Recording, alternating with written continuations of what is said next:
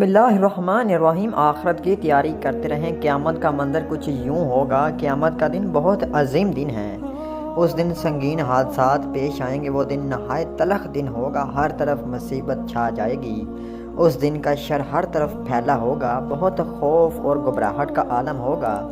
اس دن کی ہولناکیاں دیکھ کر آنکھیں نم ہو جائیں گی۔ اس دن کی شدت سے دل اور نگاہیں الٹ جائیں گی، کلیجے منہ کو آ جائیں گے۔ وہ دن بچوں کو بوڑھا کر دے گا، حاملہ عورتوں کے حمل گر جائیں گے۔ وہ دن ٹلنے والا نہیں ہوگا۔ اس دن انسان جائے پناہ تلاش کرے گا۔ اس دن کسی کا مکر و فریب کام نہیں آئے گا۔ اس دن کوئی عہدہ منصب کام نہ آئے گا۔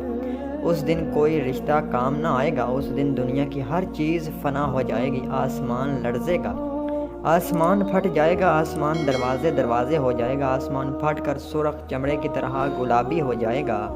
آسمان کی کھال اتار دی جائے گی، آسمان پگھلے ہوئے تانبے کی طرح ہو جائے گا۔ سورج لپیٹ لیا جائے گا، چاند گہنا جائے گا، سورج اور چاند ملا دیے جائیں گے، ستارے بے نور ہو کر بکھر جائیں گے۔ زمین زور سے ہلائی جائے گی، زمین اور پہاڑ لرزنے لگیں گے۔ زمین اور پہاڑوں کو ایک ہی چوٹ سے ریزہ ریزہ کر دیا جائے گا۔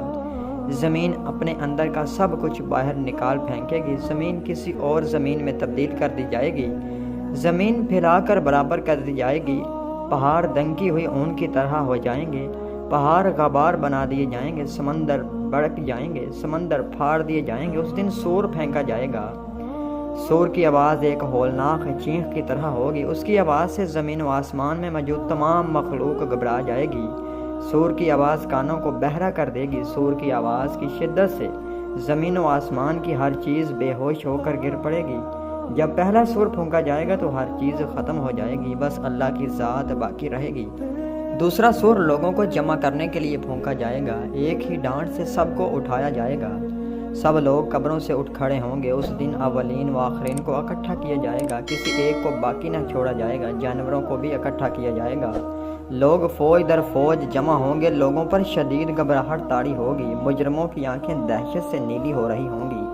دعا ہے رب کائنات ہمیں دنیا کی رسوائی اور آخرت کے عذاب سے محفوظ و محمود رکھے اور ہمیں اپنی پناہ عطا فرمائے، آمین یا رب العالمین۔